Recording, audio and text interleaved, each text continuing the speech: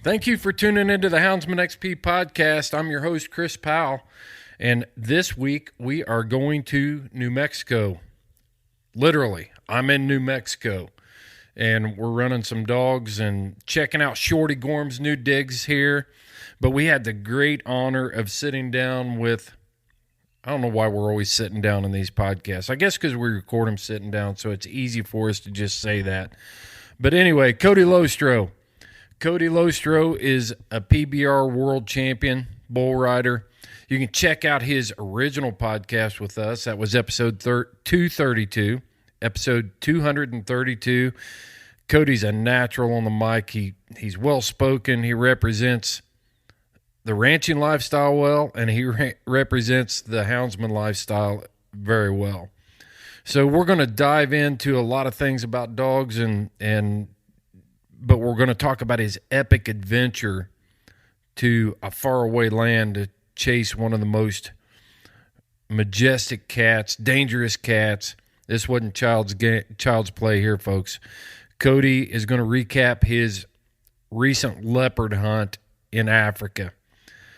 We're going to compare dogs, talk about the dogs that they're using there. We're going to talk about scenting conditions. We're going to compare scenting conditions there to here. We're going to dive deep into every aspect of it and bring home some key points and some talking points that we can use as houndsmen here in the United States. I want to give a huge shout out before we get into this conversation to all of those true supporters of Houndsman XP. You guys have been blowing up the Houndsman XP merchandise store at our website at houndsmanxp.com. I don't know how many orders we've processed in the last month, but it's been an outstanding response. I really appreciate every one of you. And you can check out all kinds of cool designs over there on t-shirts, hats.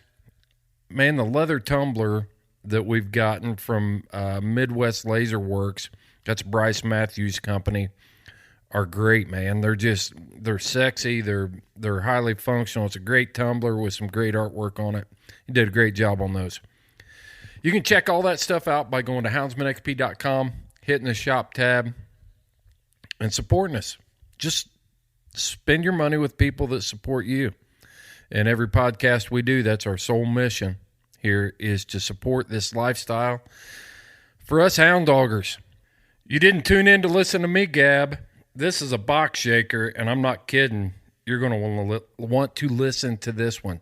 How many times do you get to listen to a couple world-famous bull riders that are also houndsmen? Let's get the tailgate down. It's time to dump the box. Yeah, once we get this all figured out. Yeah. So the microphone's kind of, I think it's all good. How you doing, Kody? I'm doing great. At work here, closer, further. That sounds good. You guys sound like shit. I'm gonna turn you down a little bit. Yeah. Hey, that's my main podcast complaint. Not with Houndsman XP, because yours is probably the best of all of them. But I will say, because I'm hard of hearing, so many podcasts, they don't get their volumes correct, so like the host will be like way down here. Sound is so tough. And the other is way up here. And being hard hearing, I got to turn it up to hear the question.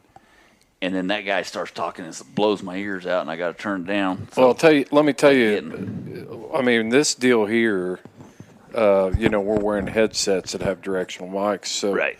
But if you're trying to do a podcast with somebody and you're wearing... Wait, we got to turn that off. You're just... That plane's flying over right now. Yeah. When you're using a standard microphone and a headset, the host knows. I mean, they know to be up on the mic. But your guest, a lot of times, is scared to death of that mic. And they sit back, and so you crank your levels up. And there's only so much room we've got inside the post-production and our editing software to bring them up. See, have you tried that Hindenburg? I don't even know what that is. It's a podcasting app, or not app, but program. It does all that for you. So like if you talk and your level's here and their level's here. We don't need to be giving away trade secrets on the podcast. No, I'm just saying. But it brings everybody's level together. I'm gonna have to edit all this out, Shorty. Yeah, you are. I mean, just cut it all off. But So we are in. Do we want to tell people where we're at? Yeah. I think we should. I think we should give the ranch some love. Yeah, So I'm in Folsom, New Mexico, on the Palomas Ranch with Shorty, the Intimidator Gorham, Shorty, the Intimidator Gorham, and Kody. What is it? Come here, Kilo. Come here, Kilo Lohstroh. Yeah.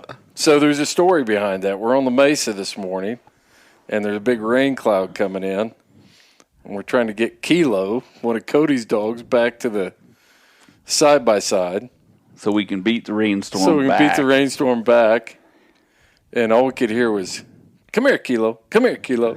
So Shorty and I decided that it was going to be Kody, come here, Kilo Lohstroh. I was getting tired of hearing myself say that. But it turns out trying to talk a dog up a 100-foot rim rock is kind of tough. Yeah. There's stuff out on this ranch that will make you fall off and die. I mean, you fall off some of this stuff, and it's a 100-foot drop straight down. It's got that, but it's a huge improvement for where I just came from. Yeah. The eastern Sierra Nevada mountains, were the scariest, just treacherous stuff I ever hunted in. Yeah. So being here, I'm happy. So I understand what you're saying, but at the same time, this is good country. It's not hateful. It's gentleman's country. It really is. It's really nice. There's some hills and some ledges and stuff like that, but it's still you can get around it. Yeah, you can get around it. Yeah. It's very hunter friendly. Yeah. So tell us about your new gig here, Shorty. What are you doing there? Well, I took a job. How'd you land at the Paloma Ranch? Well, I don't know. I got lucky. I got really lucky. Anyways, just longtime family friends, and I come here and hunted maybe 7-8 years ago, and took some line hunters for them, guided for them, and I told them from that day forward, I fell in love with the place, and I told them from that day forward, I was like, if there's ever a job opening here, I want it. And so I was working out in California for the USDA for Wildlife Services, and this job came up, and funding was getting a little tough out there, and I thought, you know what, I'm going to make the jump. So here we are. So what is this place? Let's plug it a little bit. It's a 40,000 acre ranch, cow calf operation right now, and we run Escondido Hunting.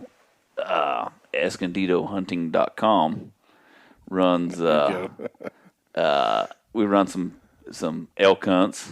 We usually take about 15 bull hunts out of here every year, and some cow hunts, and we got some bear hunts, and some Merriam's turkey. We do some mule deer hunts, lion, bear, and a few antelope hunts. Yeah. So we're about 7,100 feet here at the lodge. It's particularly gorgeous this time of year. I've never seen the West so green. Oh man, we've been having rains, and actually it's been troublesome here lately because we were getting about anywhere from a tenth to quarter inch, sometimes a half inch a day, and then all of a sudden we got 2.5 inches of rain right before you guys showed up. So we've got a bunch of roads washed out. We'll get them all fixed. We got the equipment to do it, but it's just a blessing to be here, and it's a good place to hunt. You can hunt right here from the lodge, and I think you could turn a dog loose from right here at the lodge and catch a bear. I know you could. Yep. I know you could. Yep, I really do. Or a lion. Yeah. You know. I'll tell you what, if you wanted to have fun here, just in messing around, a couple beagles in this oak brush. Oh, man. Right here around the lodge, there's rabbits everywhere. Oh. Cottontails. One about ran over me out here at the corner of the. But this is a super nice operation. I mean, the housing here is great. The lodge is full service, and we're not enjoying that. We're just slumming down here at your place, which is awesome. Right. And eating good food. But yeah, I think we counted it one day. I think we can sleep 38 people here. Everybody have their own bed. Yeah. You know? But it's gorgeous. It's just it's a neat place, but it's and the lodge, and as gorgeous as it is and everything, the hunting here is just it's off the charts. yeah. I'm so lucky to be here. Well, the reason I came up with those nicknames, especially for you, the Intimidator, Why did you come up with that? I was wondering that. because Dale Earnhardt, NASCAR, coming off that Mesa, Oh, that does Mesa make today, sense. that was freaking crazy. Tough was hanging on it. We had him up on the rig rack. And what'd you say? He'd been waiting for this. He's been waiting for this his whole life. It was the best day of his life. It was the best day of his life. That's what you said. He Yeah. looked it. He looked it. Yeah. He was sitting up there and he's just, Well, to be fair, and we were in a Polaris Ranger 1000 with a dog box on the back, and we had Kody's dogs loaded up. But you had said that your window was down on my truck. on your truck back It here was at beautiful camp. when I left. I know, but and then this thunderstorm rolls it, which it does usually. Yeah, it does. In the afternoon, I was trying to get back to save your truck. So, yeah, We did it. we did it. And yeah. Tough loved every second yeah, of it. he was Up was on just top, just riding it. loving life. Yeah, buddy. Yep. He was king of the world for 45 minutes there. Oh yeah, He loved it. Yeah. yeah. Yep. Well, Kody, what you been up to, man? I've been up to a little of everything. Springtime, we're busy with cattle, all the breeding stuff, getting bulls bucked. I raise bucking bulls, so we're always getting them calves ready and bucked and sold and this and that. And then obviously with my family, the kids, rodeos and stuff, been busy with them, chasing them around all over. And, when I get a chance to slide out here and hunt a little bit, I'm sure going to take it. And it was good to get the invite to come down here, and a bonus that I got to see Tough, and I'm glad he brought you with him. Well, yeah. just know this: you guys, both of you, always, and you guys knew this before the podcast, but you guys are both always welcome here. So the invite's an open-ended invite. Oh, cool. All right, well, I'll move in. Let me see. I'll get back to you on when I'm moving in. All right, Yeah, no doubt. better talk to Candace. She'd move here in a heartbeat. Yeah. Well, you came back from first, before we get to the main thing we're going to talk about, because we got to hear this story. But I want to talk about how your lion season went, how everything went this year in Colorado for you. Yeah, Colorado was treated me great this year. We had good weather, hunted hard. It was cold weather, but a good winter, and caught a bunch of lions and really great dog work. Honestly, this is one of the best winters that we've had for running lions. I felt like the populations are good. Big toms are still tough to find, but They should be, shouldn't they? they should be. Yeah, they shouldn't be around every corner. You should have to work for them. It should be something you put in the effort to get, and it's not a gimme. And I appreciate that about them.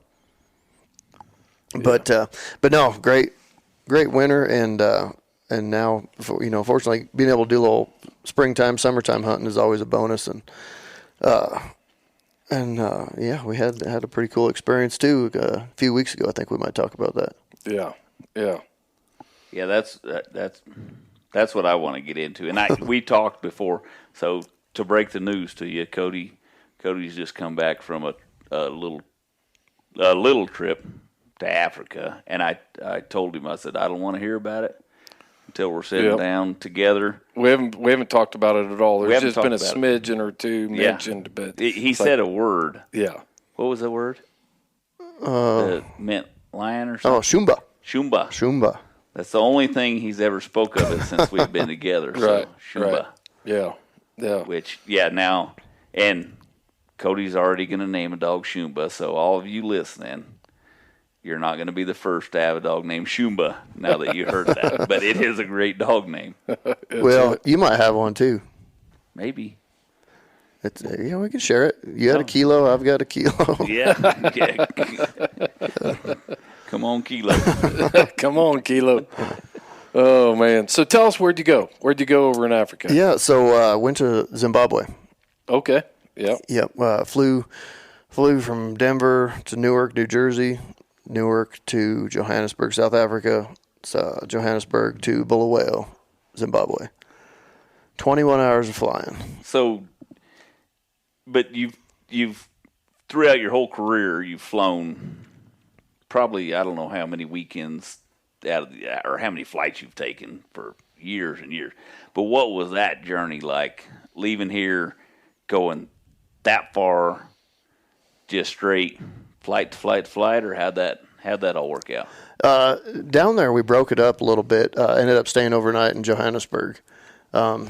Stayed at a great place, actually, that they pick you up right from the airport, help you process all your firearms and everything, store them for you, feed you next morning, and give you a ride back to the airport and send you on your way. But so going down there wasn't too bad. It was kind of, just a long trip. Coming home, it was back to back to back to back. 21 hours of flying, 10 or 11 hours of layovers, and whew. They've already got your money, and they already gave you your experience. It's like, get out of here. Kick you in the butt. See you later. See you later. But travel's travel. It is what you make of it. It's never fun. Read some books, listen to podcasts. Houndsman XP is a good one to listen to while you're traveling. There you go. And travel's travel. It is what you make it. Oh, 100%. That's something that you're very well versed in.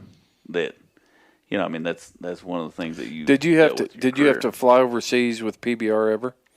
I did, actually. I flew over to Australia and rode bulls in 2005, and then was supposed to go to Brazil a couple times, but we never. Different injuries and stuff kept me from making it over there. Well, just a real quick side note to the African journey. How'd the bulls get to Australia? Because were you guys doing Fuel the Beast, so you had to have the point bulls there, or did you guys get bulls locally over there? They actually, so the bull breeding program has come quite a ways in Australia since then. But back then, they just catch them bulls wild out of the bush, and they'd be full grown 1,800-pound brindles that never seen people, and they were wild. Oh my gosh! Did you go to Hawaii? I did, yeah. So we went to Hawaii. I don't remember what year it was, but we went to Hawaii. 07. We actually flew the bulls from here to Hawaii, and we went to Maui. We didn't have the bulls at Maui. We used local bulls, and then we went to Honolulu, and that's where they had the bulls flown into. And it's a neat deal, man. They have these boxes that they fly cattle back and forth all the time, so they had these boxes that fold up, and I think they were made by Featherlight, and you can put 4 bulls in it and then load them on a cargo plane and fly them straight over there. It was neat. Oh. Neat. Yeah. So, who'd you hunt with over there? And just give us, I don't even know where to start the story at, man. There's so much. You went over there to leopard hunt. Yeah. Was it a full safari, or did you go specifically to leopard hunt? I went specifically for leopard. And, just like most houndsmen, that's my dream, right? I mean, my bucket list. If I could pick anything in this world to do, I would want to go to Africa and catch leopards with dogs. Yeah. And so just through a series of circumstances, like mutual friends, a couple guys I know that have hunted over there with this particular outfitter, I learned of this discounted hunt, right? And it's like, it was actually kind of in my price range. It's still not cheap, but I'm like, I can sell some cattle. I can pay for this. And this is something I've wanted to do my whole life. I'm going to pull the trigger. And so next thing you know, boom, boom, boom, I'm booked. So, I've sent my deposit. I bought a ticket to Africa, and it's real now. How far advanced did you start planning? I think I booked it 4 weeks out. Holy smoke. Oh, wow. Yeah. I remember you told me you were fast. going, and you were going quick. I didn't know you had just booked it. Yeah. Wow. Yeah, it happened in a hurry, and it's like, holy cow, this is real now, and we're doing this, and getting permits, and I'm way behind on everything. Most people have months and months, if not a year, to get all the permitting done, and I'm just busting butt trying to get it done. And yeah, got it all done. Flew over there, and I went with Adroto Safaris. Adrian Salter is the houndsman there. And you guys know Leland Rainier. He's been over there and hunted with him. So anyhow, he picked me up from the airport, and we go, and we'd actually he'd started pre-baiting before I got there, and so they had baits set out, and the plan was, we'd go, hopefully let these leopards hit baits. We'd check the cameras, see what toms we got hitting, and go after a specific tom. And the toms weren't hitting baits. We had females hitting them over and over. What do you show me? It's on my WhatsApp with Adrian. Yeah. Anyhow, so these toms weren't hitting the baits, right? We were getting females in there, and it was fun, checking cameras, and you're seeing leopards, and you just think, I'm waiting for that tom. Well, we're seeing tom tracks every day in the roads, right? Because the roads are sandy and easy to see tracks in. And this area that we were in was real rocky, not like our Rocky Mountains, but just big rock piles, and they called them copies, and they just sit here and here. Well, they called them copies and gomos. And I can't remember which one. One's a big one, one's a little one. But anyhow, there's all these rock piles, and then just dense vegetation like a jungle all the way around. And so, after a few days, these toms weren't hitting the baits, but we're seeing tom tracks. We're going to change plans. We're going to start dragging these roads in the day while we're checking baits, freshen them up, and then we'd go out, early morning, night time, and start cutting roads for tracks. Pre-dawn. Yeah. And that actually worked really good. When we started doing that, we were running cats every day. Yeah. And, some of them we'd trail through the night into the day. And, the scenting conditions that you get the sun on it and the moisture's evaporating and everything, eventually that track burns off. Did it burn off, or did they hold their scent? I think they held their scent. You think they picked it up? I don't know. But you just had to go there, didn't you, Shorty? I had to. Sorry. But regardless, whether they picked it up or the sun burned it off, it was gone. So some of those leopards we'd trail all day and it'd burn off, and that was it. And we'd try again the next day. Do you want me to give you the ending now, or do you want me to? No, let's hold the ending, because I got right. questions already about. You said the soil was sandy and stuff like that. Let's talk about the trailing conditions over there. See if there's any comparison to what our trailing conditions here are here. We're going to talk about dog styles. There's a lot of different things that I want to talk about before we get into the climax of this story. Yeah, fair enough. Their trailing conditions are pretty similar to like our, Southwest type conditions. It's dry, it's hot. There's not a lot of moisture. Fortunately, when I went, it was early on in their winter, so basically we're in the fall, and everything wasn't dried out yet. So they get their rainy season is in the summer, or that's when they get all the moisture, and winter is dry. So there was actually still, the grass was still fairly green when I got there. Oh yeah. And that was the nice part, actually. A lot of, we think of Africa as vast and flat and not a whole lot of vegetation. Well, this was the opposite. I mean, there was grass there taller than me. Mm-hmm. And when those cats would run through there, boy, they just leave all kinds of scent, and it was really good. But then they'd get on these, like I said, those rock piles. And depending how big were these rock piles? Like, to get from the bottom to the top, you're probably talking 400 or 500 feet.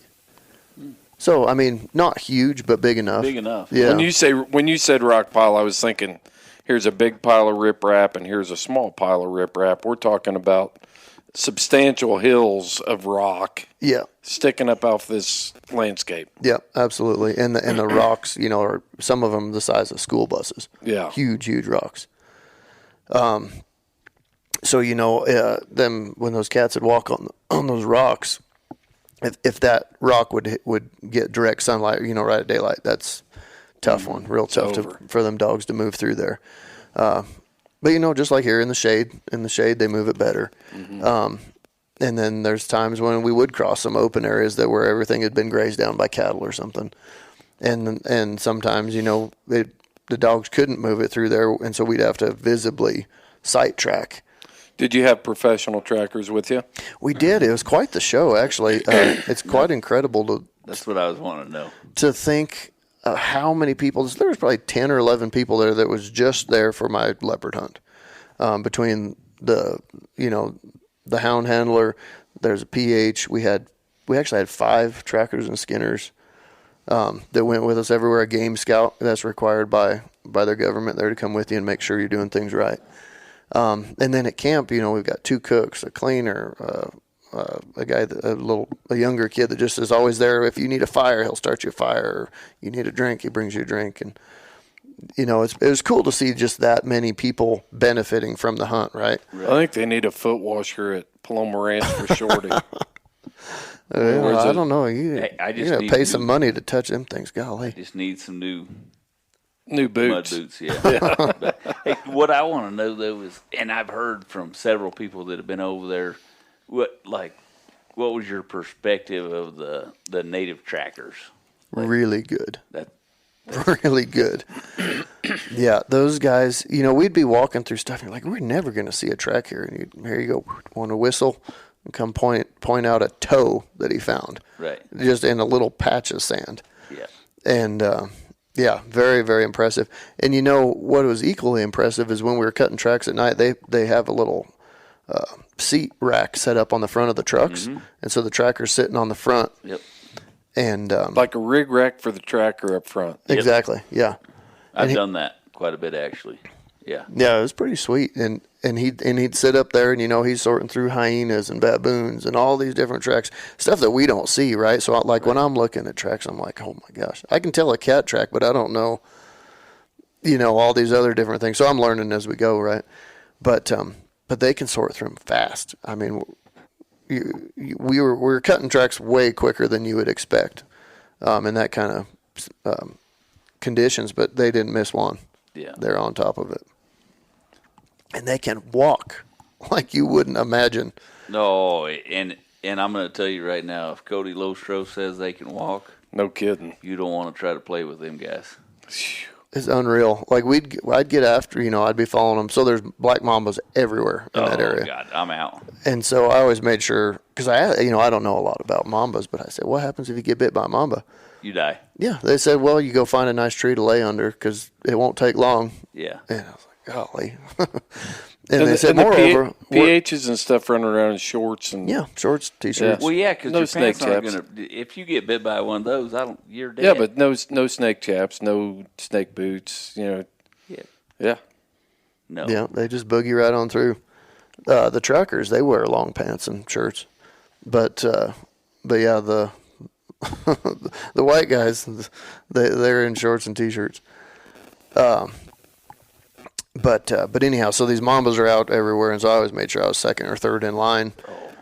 That way, at least somebody got bit. I knew it was coming. And you want to be third because the first one's going to alert them.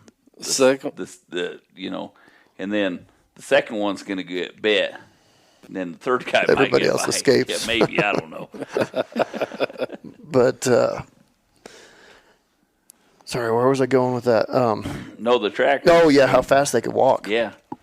Unbelievable. I'm not very tall. I got kind of short legs, but I can move. And these guys, I would walk just as fast as I could possibly go and just barely keeping up with them. Oh, wow. I'm screwed. I'm never going. They cover some ground. But yeah, very, very impressive. I'd love to have just learn from them guys for however long it takes. Do you think they could track a leopard even without a hound? I do. Yeah. I do, 100%. And I think that's everything I've heard. Yeah, and I think in Botswana, actually, it's quite a bit drier and flatter there. They mainly track them by sight there until they get them jumped, and then they go with the dogs. I've heard that. And I know a houndsman here in the U.S. It's a biologist that I've worked with a lot. They could, I honestly believe, could catch them without hounds. They can track them that fast. Like when you find somebody that they're dialed in like that, and that's an art. Phil Johnson, yes, I'm talking about you, but yeah, it's impressive. It is an art. It is an art. I think some people are more predisposed for that kind of stuff too. Yes, It's a person that a person has to be very attention to detail type person. Somebody that looks at all the details, doesn't just look at the mountain and say, oh, there's a mountain and there's some trees on it. It's a person that stands there and looks at the mountain, sees the rock formations, the oak brush and the cedar, sees it all. yes. But Larry Anderson was one of the best I've ever been with on spotting tracks. That guy, we could be cruising down the road and he could sort through them. The first guy I ever hunted with was Mike Ritchie. And, I mean, he could boogie down the road and pick out those lion tracks. So, he's not looking for elk tracks, he's looking for lion tracks. Right. And just being able to sort that out. I was trashing on everything. Elk track, deer track, coyote track. And, I'd just be like, hey, I see a track over here. And he would just give it a glance, and all these guys are good at it. Just give it a glance and say, that's a coyote, Guys, this is a no-nonsense podcast. You guys know that. And I'm going to talk to you about OnX because I'm sitting in camp in New Mexico right now. I've never stepped foot on this ranch, and I've used OnX so many times in the last 3 days. With their high-definition maps, I can see mesas, I can see grasslands, I can see the canyons. I know where the critters ought to be living, and OnX helps me find those spots and get to those spots, and it totally augments my tracking equipment. I could buy a map card for New Mexico, but this year alone, I've hunted Louisiana, Indiana, Kentucky, New Mexico. I didn't hunt in Colorado, but I was there. Montana, I've been in Montana. So you do the math on the map card, and when you buy OnX at their elite price for around $100 a year, I get all of these maps that are right on my phone, extremely clear. Landowners are marked, state lands are marked. It's all right there.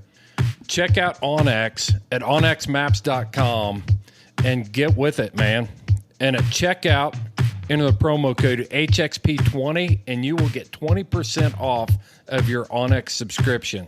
Know where you stand with OnX.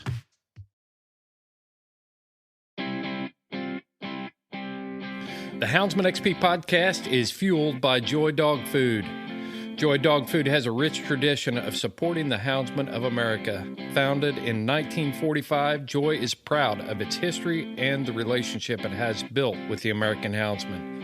And in 76 years, there's never been a recall. Made with 100% American-made high-quality ingredients, Joy Dog Food has one of the highest calorie-dense formulas on the market.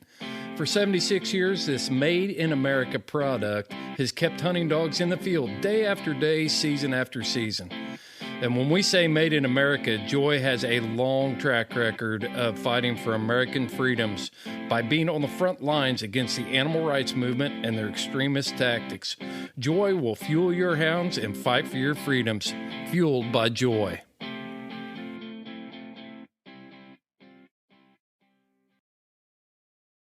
Yeah, well, and that being said, and I agree because but I want to back up and just say for like the young guys first starting, stopping and looking is free.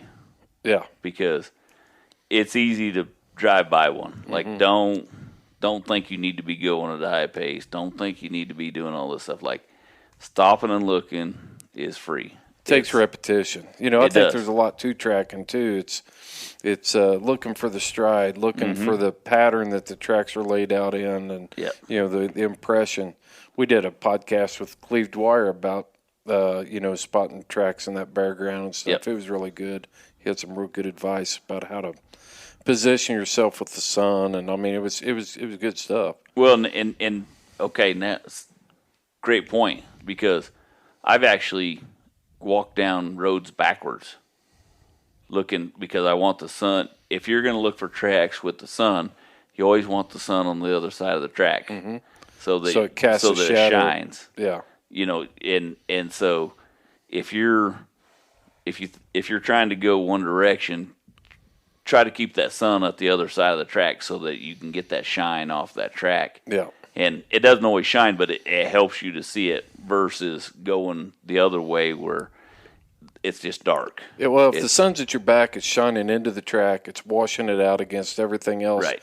Whereas if it's you've got the track between you, or the place you're looking is between you and the sun. Yes. You know, then you catch that reflection or the shadows and different things, Right. and they just kind of pop. Try to keep, and those guys I'm sure are way better than that. But Guaranteed. just try to keep the Did you pay sun on the attention to other that? side of the track. I Which did, direction yeah. They would going? actually, during the day, we'd drive on roads, specific directions for where the sun was at. Yeah. Yeah. Yeah. And I just feel like, you know, you just get good at sorting through the noise, right? Like everything's noise, you're looking for the familiar. Right. You don't have to know what everything is, just Right. what you're after. What you're after. Yeah. And shapes and whatever, you know, like I've drove by a track and you see a certain shape of a toe that's mixed in with a bunch of elk tracks or whatever, and I've drove by them, you know, however, and then it's like, you know what, I need to go back and look at that, and you go back and look at it, and it's but anyways, those guys seem like just I would love to go follow those trackers Exactly. and learn from those guys, because it seems like, from what I understand, they are just far and above of most of us over here. Yeah, absolutely. And I think it's just the conditions they grew up in, right? They've Right. lived there their entire lives, and this is what they know. They've never, I mean, a lot of them probably never seen concrete, you know, roads and cities and stuff like what we have. Right. And so it's a totally different world. And actually, our best tracker, I thought, he was actually deaf too. So he couldn't, it wasn't like He really did get through the noise. Yeah. He filtered out all of it. You are correct. Well, I guess if we're going to go to holding scent, we might as well go to getting through the noise too.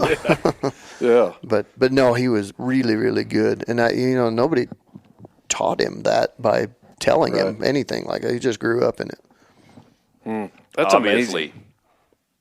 amazing. Obviously, nobody told him. I know. I'm stating the obvious now. Oh, man. Sorry, you're going to have to edit a lot of stuff. But that's the truth, though. I mean, like you said, a lot of these guys have never seen concrete cities or, you know, things like that. And it's like kids that grow up on a ranch, you know,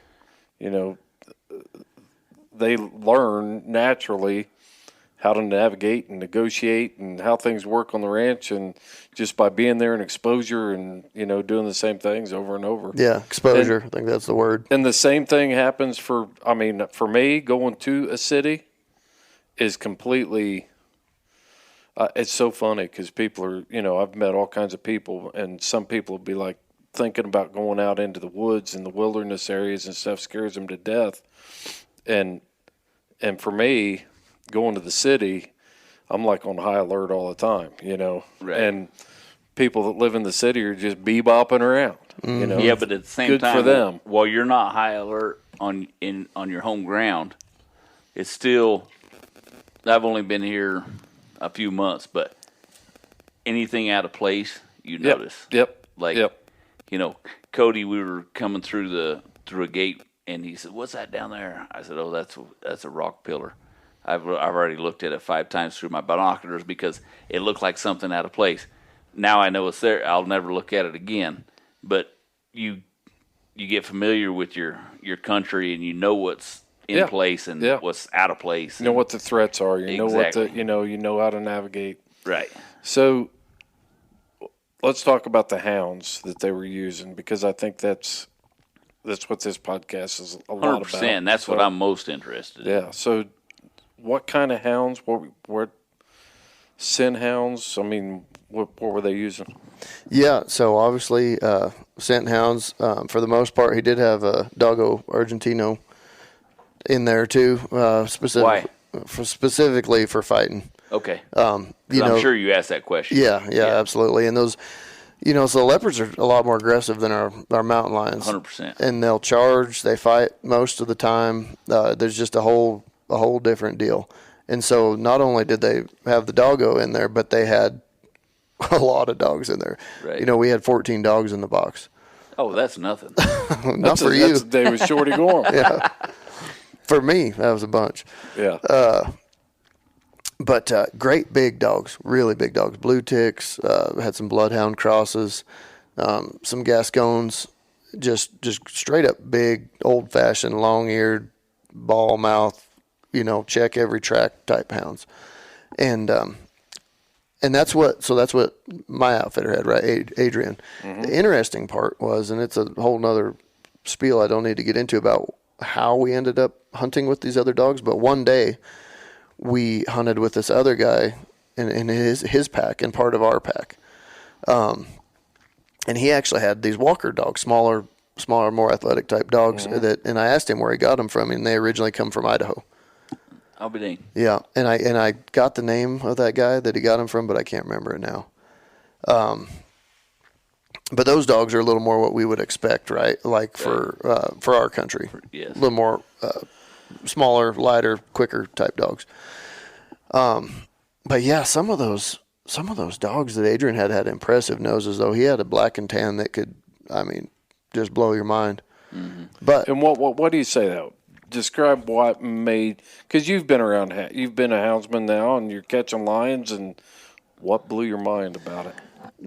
Just they could smell stuff that the other dogs couldn't. They knew they could move a track that none of the other dogs could smell.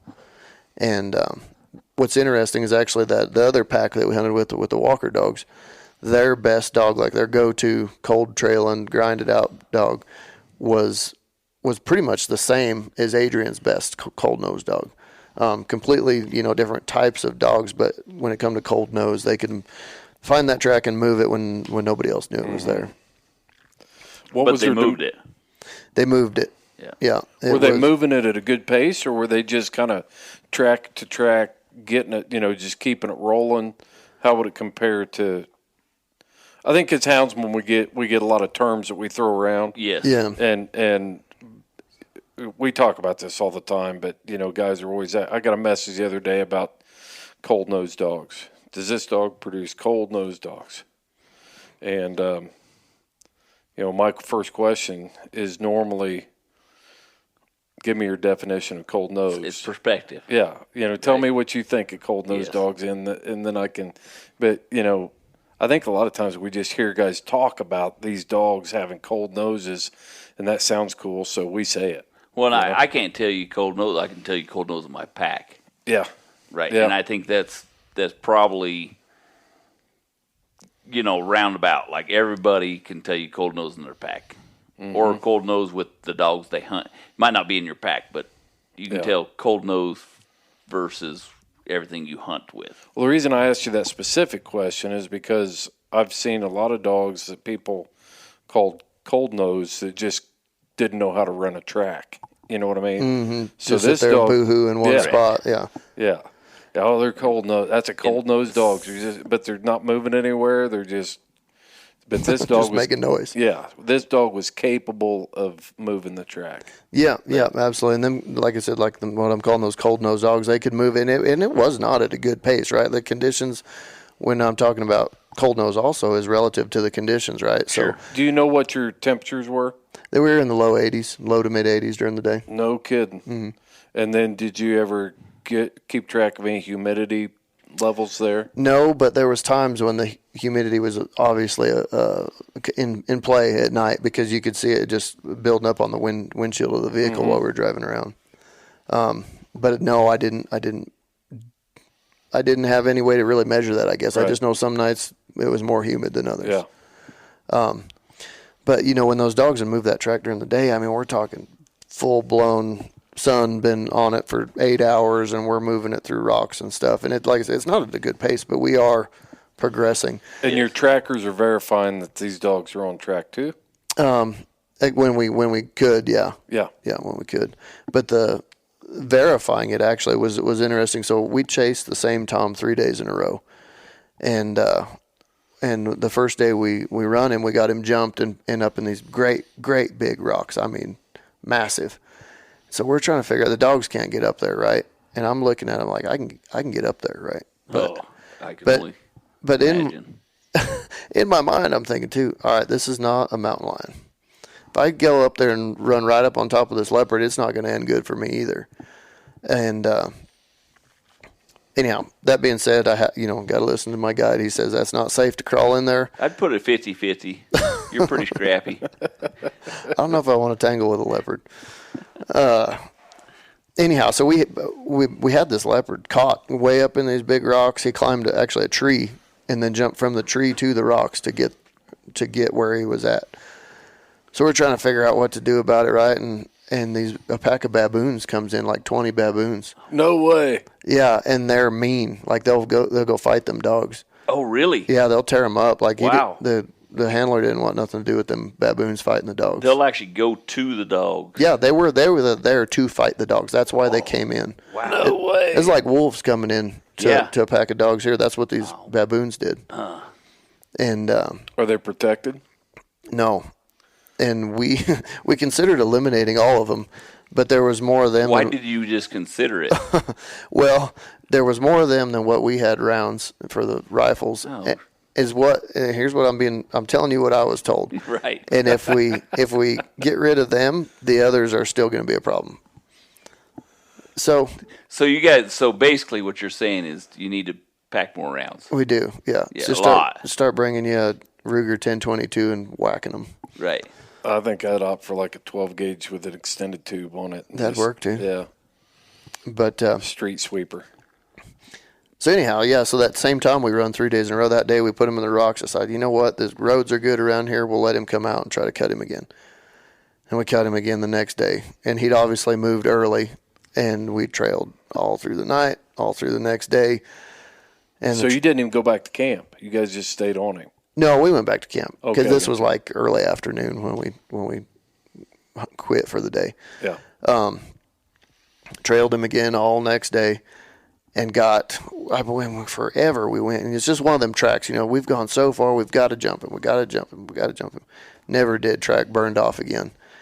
And what's interesting is just verification that them dogs were moving that track. Is there was one more rock pile. I mean, there's lots of rock piles, but there was one more, and then a road, and that next day we cut his track coming out of that next rock pile crossing that road, and the guy, a local that lived right there, actually come out and said, hey, are you guys hunting? And he goes, last night the baboons and those rocks were going crazy, and the Ingwe, that's what they call the leopard, the Ingwe, he moved through here last night. That's another good dog name. Ingwe.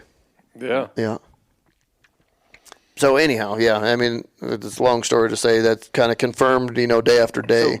Yeah. So the baboons knew that he was in the rock pile, and they were messing with him, and that's how the local knew. So those baboons, when the cats move, those baboons will bark at them, like yell at them. It's hard to explain Sure. the sound, but they just Right. Well, you can hear them. I was going to ask you to do it, so thank you. Good. Once is free. It'll cost you next time.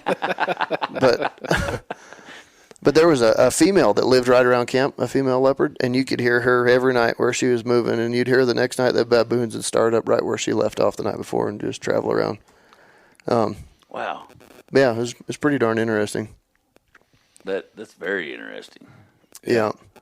But back to the dogs, the kind of just like what I call the old-fashioned dog, just great big track-to-track, long-eared ball-mouth hounds is kind of what this guy had.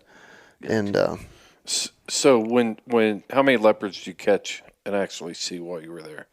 you want to know the grand total? Mm-hmm. 0. Really? 100% 0. Yep. And that's the way hunting goes sometimes, right? Like it's not guaranteed. And it wasn't for lack of effort. We tried. I didn't mean to blow up the podcast there and tell everybody you didn't kill a leopard. That's why it's called hunting. Yeah, but I wanted to kind of get an idea, if you had any engagements and how the leopard reacted to hounds, and did you get any experience like that at all? Unfortunately, no. you know, the one thing I really wanted, even more so than pulling the trigger on one, because that's checkmate, right? When you get the opportunity to pull the trigger, you've won. I wanted to hear a leopard, because I don't know if you've ever heard videos of them, but whatever gluttural roar, terrifying. It's just I think it'd make the hair stand up on your neck. Yeah, and that was what I was most looking forward to. I think I heard that this morning when Chris showed up to go hunting. That's right. Let's roll. Did you let a gluttural roar? No. But yeah, that's we didn't realize Shorty was going to sleep in this morning. No, it's like we're leaving here at 5. I come down here at 10 till 5, and Shorty's still in his underwear. And yeah, but I was making dinner. Yeah, that's true. That's true. Yeah. Thank goodness, man. I'm telling you, at least we got dinner before midnight. Mountain lion stew. That's right. It was awesome. With nopalitos, which is cactus. Yeah, it was really good. Really good. Yeah. No, that's so intriguing, man. That's. Oh, I so admire that whole hunt and getting to go experience all that and stuff. Like, So I'd love to go. That's one thing I would love to go do. That's a jaguar and leopard. Those are my bucket list. And for sure. So that's, and you know what? I'm kind of glad that you didn't. Yeah. Actually, because now you probably want to go back. Oh yeah, I'm going to go back. And I'll get a leopard. Right. I don't. Right. That's just my attitude towards everything. Sometimes failing first is the best thing that can happen, because now you're more determined. And granted, I'm not. That's with life. Yeah. It's things are better when you work for them when they don't come easy. Right. It's not particularly the funnest route, but it is better. It's more rewarding, right? You didn't win the world championship in PBR the first year you were in it, did you? No, they wouldn't let me. No, they wouldn't let me. No, it's a rule. Yeah. Right. But you know what? Like, I loved the experience of going over there. I mean, absolutely. I could totally be disappointed about it, right? Like, I spent this money and I didn't get what I went for. That wasn't even what I went for. I went for the experience, sure. Right? And I tell you what, running around at night, chasing leopards behind dogs, and you've got mambas and baboons and all this stuff. I mean, it's just a different world, right? Yeah, and right. That's what I went there for. And cat or no cat, I got what I went for. I think you hit on something that was key there that separates houndsmen from other hunters. I mean, how many trees have you walked to where you didn't take you didn't take the animal? Tons. We're not there for that experience. That's has zero to do with it, and that's like I couldn't even tell you the last time I actually harvested a lion. Yeah, I don't care to ever do it again, ever. It's not because I look down on it. It's not because all I want is I want the hound work. That's what gets that's what I enjoy. You're pitting your wits and your experience and your work through your hounds against this animal that's got all the odds in their favor. They know their terrain. They're wild animals, so they live out there every day. And you're bringing your world and trying to make those two worlds come together. Right. To have that experience and that interaction with wildlife, and it's really unique. And I feel the same way. I could go to Zimbabwe and chase leopards, and I don't want to go through the headaches of CITES tags and permits and all that other stuff, getting them back here, and then because if you got to have like I don't even know what a leopard full body mount would cost. I bet it'd be $10 to $15,000. Oh yeah, it's a lot cheaper if you go and don't shoot nothing. Right. Yeah. But it doesn't cost nothing. But I'm with you. You want to get a leopard just so you can. That's the ticket, and I think that part of us is still there. Oh no, absolutely. Yeah. I 100% would have been fine with just catching a leopard and letting him go. 100%. I'm the same way. Yeah. Yeah. Leopards are hard. It's tough over there anyway because they've got so many tags and strict regulations. They're pretty heavily protected and regulated, stuff like that. Does Adrian offer any green hunts where you can go over and dart leopards and? No, but we were talking about that actually. So Adrian's a lot like us, right? Like he loves the hound work. All that stuff is what drives. He's always sending me great pictures. Yeah, and just that's what drives him, right? He loves his dogs and he loves the hound work, and we actually discussed that. So he's from South Africa, and they can't run leopard in South Africa with dogs, and we were discussing ways that he could run leopard down there, whether it's through studies collaring these leopards, or even whether it be in Zimbabwe, Botswana, or South Africa, doing picture safaris and actually targeting females, because the females aren't nearly as aggressive. They typically tree instead of fighting on the ground. It's just a lot better scenario to do that in, right? And I hope he gets something figured out. I mean, I think that could be really cool. And honestly, a lot of the locals' attitudes towards leopards is they want them gone, right? Because they're a threat to their livelihood, their food source. They're a threat to their health, and if we can create more benefit to having them around, which is obviously the North American model of hunting that, as applied in Africa, has been hugely successful. But specifically on the houndsman side of things, the benefit of using hounds to interact with this wildlife, right? Because in Africa, the only two countries it's legal to use dogs in is Zimbabwe and Botswana. Mm-hmm. Well, Ivan Carter always sums it up real well. You talk about adding value. He said, when you add value to wildlife, then you keep it on the landscape. And Gavin Lippius has been on the podcast before, and we talked extensively about if you don't have the big game outfitting, what the hell are you doing? What are you doing over there? Just kick it around, Shorty. He's got to wash his feet again. The paint was starting to peel off the walls. But Gavin talked about that. He's like, if we don't, then if there's no value for the local economy for those animals, they're going to industrialize, they're going to farm, and the wildlife's going to suffer. So that goes to the whole trophy hunting argument. Trophy hunting is what saved our wildlife in this country. Trophy hunters got together. They're the ones, and again, we allowed the anti-hunters to hijack the narrative on that and make it a dirty word when we need to spend more time talking about it and educating people on what it actually is, especially in places like Africa. Yeah, because it's for real there.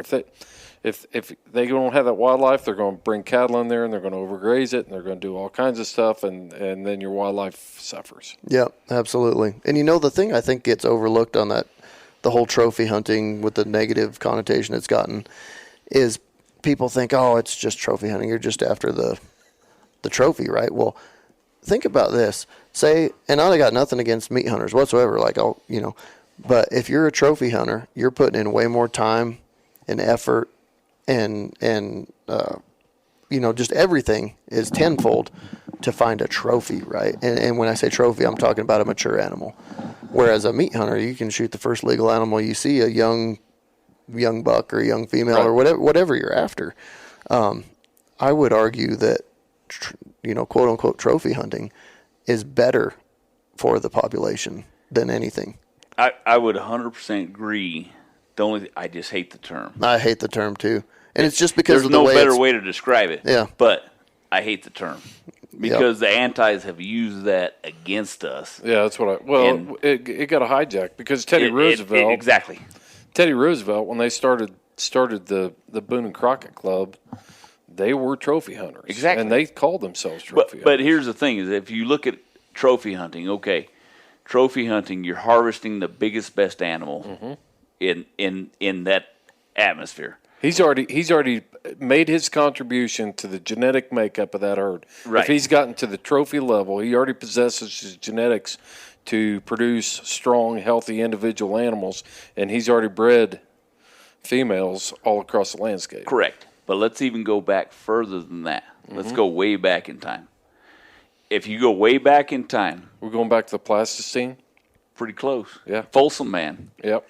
Going back to the Folsom Man. And Right if you here. haven't looked up Folsom Man, I'm just going to plug Folsom Man because I think it's really cool. Yeah.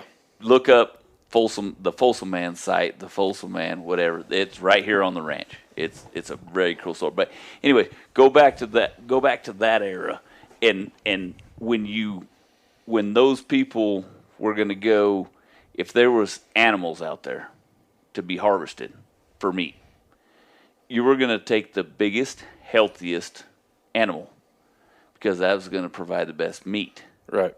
And so that has trickled down through generations. You always took the biggest, healthiest animal because that provided the best protein. So trophy hunting, I hate the term of it, but it has been going on for thousands of years. Mm-hmm. If you had 10 animals to choose from, are you going to shoot the weakest? Sorry, and back then it was spear or arrow it, the weakest, most pathetic animal in the herd. If you were hungry enough, you would. Yes, but if you had the same shot opportunity on every one of them, you're going to take the healthiest one because that's going to provide the best meat. So wolves do the same thing. I don't care what anybody says. Everybody says, "Oh, wolves only kill the sick and the weak." They've got to expend the same amount of energy to catch the weakest one as they do the healthiest. And the big one. Yes. The one that's going to provide the most food. Yeah, an opportunity for sure. And we could sidetrack the whole conversation with that one. But yeah, anyways. So I want to just clarify that. I know exactly what you're saying, Kody. I hate the term, and I want to clarify that because the antis have hijacked it. But you're right. Trophy hunting has totally – and I actually listened, and I can't recite where it came from, but I actually listened to a podcast from a South African woman who was a lion biologist who is completely pro trophy hunting because it has saved the lions. And so it put value on that lion. Exactly. So while I hate the term, it is still a very healthy way to manage wildlife. Yep, for sure. Yeah, absolutely. What were some of the biggest, some high points of the trip for you? Oh, the travel. Yeah, the travel, not so much. The high points is honestly seeing the new country. What was it like? I mean, I know you said it was sandy soil. Yeah. So, Other than that, give us some vegetation descriptions. Everything has thorns. Oh, South Texas.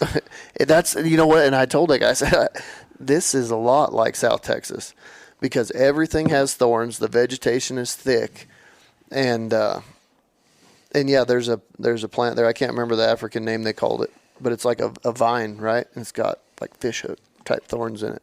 We call those wait a minute bush. That's what they call them. Oh, no kidding. Yeah. I'll be danged. Yeah. Came from South Texas. Yeah. Well, when you hit it, you wait. It's like, whoa, wait a minute. Yeah. You got to back up. And it like wraps around your legs and arms. Yeah. And I got stuck in it one night, and I asked them. I said, "What is this junk I had stuck on me? The fish hook things?" And they're like, "Oh, that's such and such." Wait a minute. I'm like, what? And they're like, yeah, it's called Wait a Minute. That's funny. So, yeah. Crazy how that. Apparently, Zimbabwe and South Texas are similar. Yeah, apparently.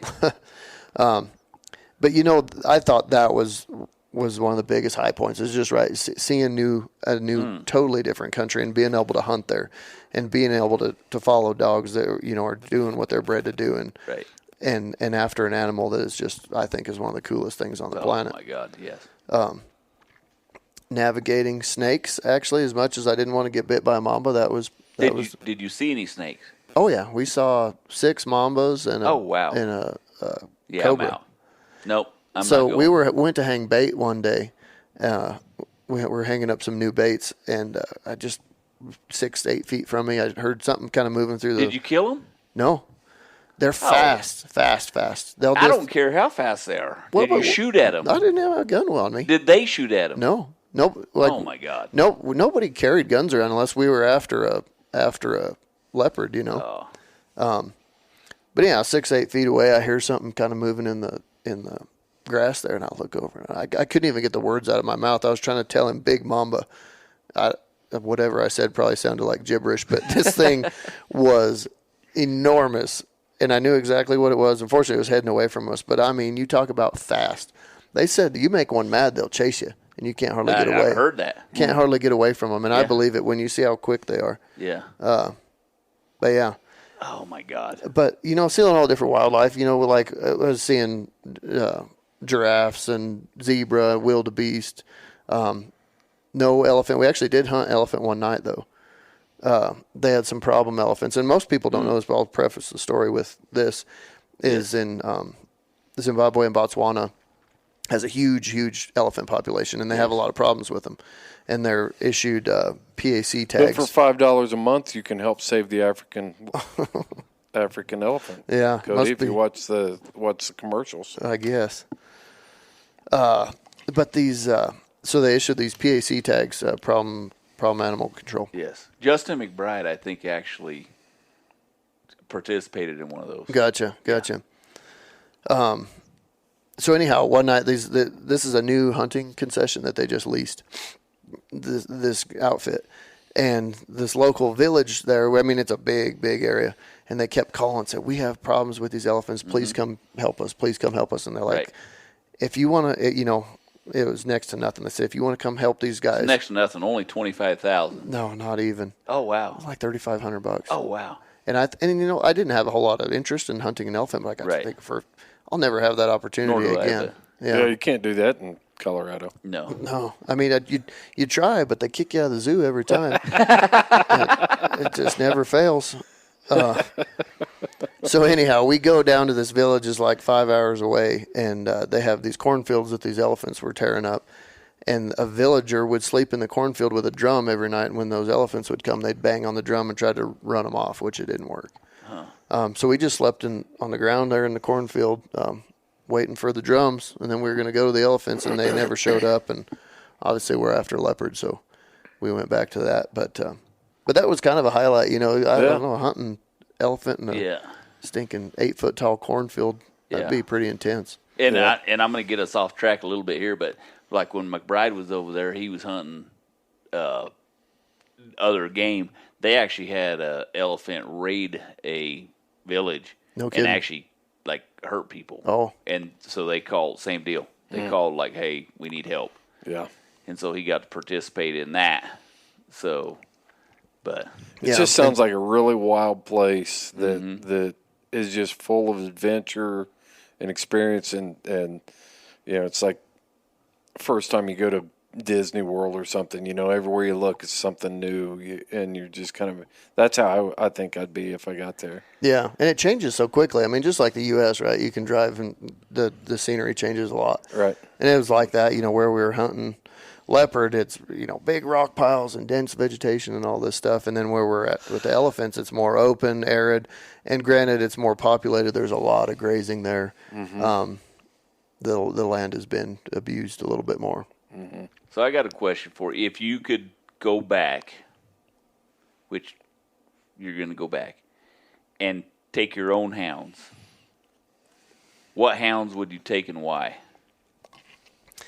If I was to go back, I would love to take my own hounds, just because it's, you always want to see what your own dogs could do. I would take a couple of my coldest nose dogs that I personally would have, and some fast dogs. And I'm going to get into a little more on this story in a minute. But, I feel like in those rocks, right, you need something to cut that distance and time quickly. And that's a lot of what I hunt here is those rocks. And so, some cold-nosed dogs and some fast dogs I think would really get the job done. You get them jumped and put some pressure on them. Can a cold-nosed dog be fast? They can. Wow, Mythbuster. Wow. I've seen it. My cold-nosed dogs are a little bit slower on a jump track. They just get outran. But as far as when it comes to cold trailing, they can still be fast. Yeah, I agree. Yeah. So that being said, that's what I think personally. Yeah, sure. Like I've been over there for a week. When we fail, I think that's to me, that's the intriguing part of being a houndsman. Like when we fail, what do I need to do? What was it? Was it me? Was it the dogs? Where am I lacking? Where do I need to add?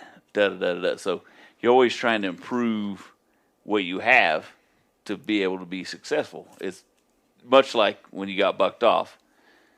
Yeah, fix the where problem. did I fix the problem? Like, okay, it's simple. Fix the problem. So that's why I asked the question that, and I think that's where a lot of people may not look deep enough into it. Like, okay, where is the problem? Like, yeah, I need faster dogs. I need this. I need that. So that's intriguing to me. That would be what you would take. Yeah. Like, you're not going to take the fighting dogs.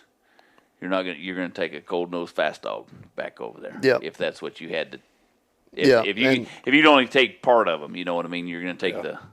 And I feel like some of our a little bit smaller dogs navigate those rocks a little bit better. You know? But so to add on to that story though, on how they hunt, they only run those colder nosed track driving dogs by themselves, and they hold the rest of the dogs back. And what was interesting is Adrian, he actually had the rest of the dogs in the truck, right? And when it was time, he'd have his guy at the truck dump out the rest of them to join the race. I've never hunted like that. Like when I hunt them, all my dogs go, and so that was kind of interesting. Right. But to add to that, the second pack that we hunted with, they actually do take all their dogs with them, and they have everything leashed up, and they're leading them behind until they get that leopard jumped, and then they let the rest go. Okay.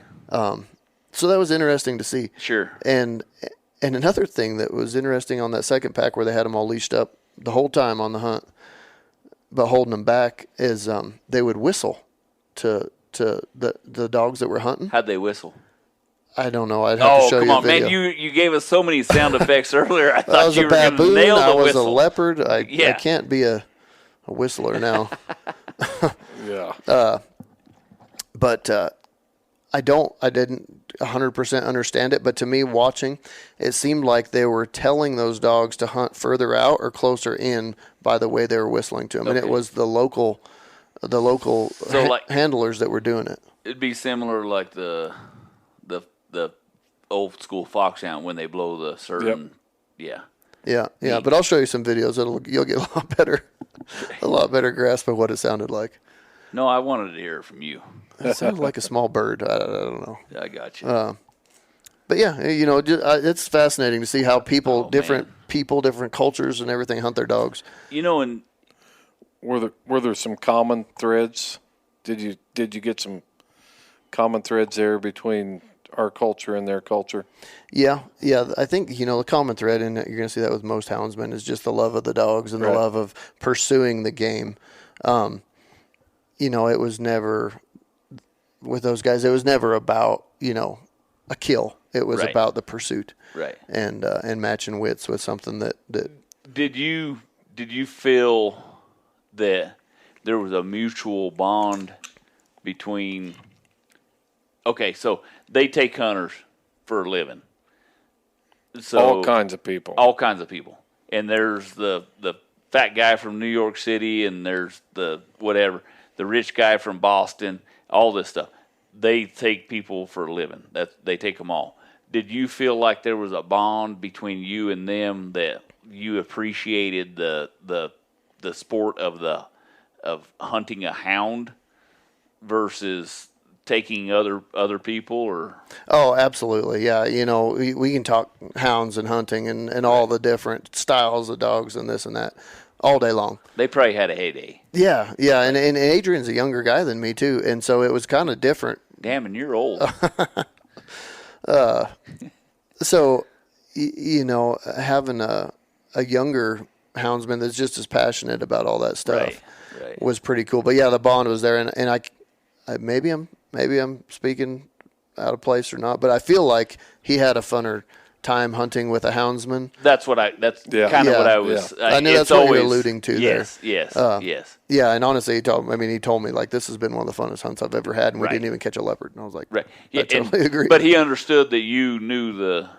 You know the score before you go in. Yeah. Not every hunt's successful. Right. I'm sure he's got guys you're talking about going out during the day and hanging baits with them and stuff. You were probably totally immersed in the whole process, whereas you get the banker, from New York City. It's hang my bait. Yeah, go hang my bait. I'm going to go back and hang out in camp and drink wine. And I was wanting to be part of all of it. And even when we'd trail them cats and the – Adrian would send everybody in the trucks. He'd go, all right, they're going to drive around to this road. He goes, you can jump in with them. I'm like, no, I'm going to walk with you.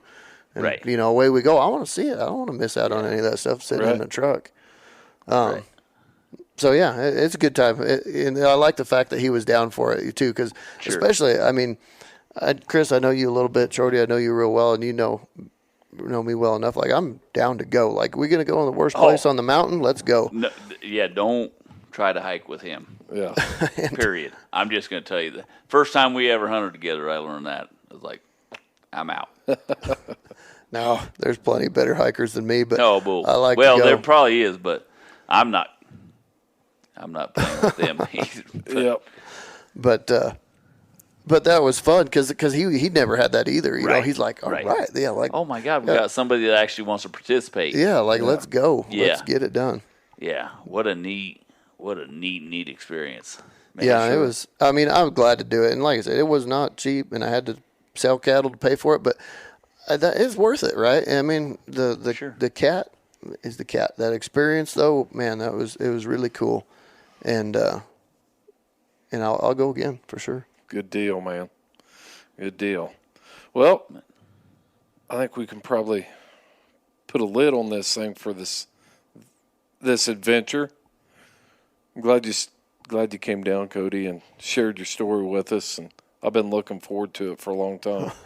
Well, I'm glad to share it, and we'll have to do it again sometime. Maybe next time we'll have some new adventures.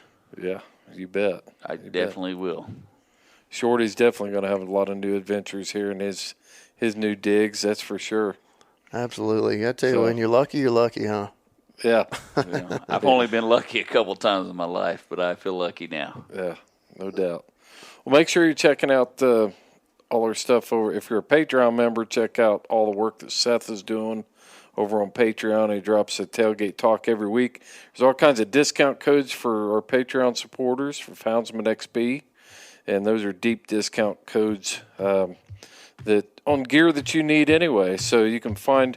Also, make sure you're shopping with our sponsors that support our show. You can find all those at houndsmanxp.com, and just click on that partners tab, and every one of those sponsors supports this show because they believe in what we want to do, or what we do, and what we want to do in the future and keep it alive. So, guys, that's all I got for this episode of the Houndsman XP Podcast. This is Fair Chase.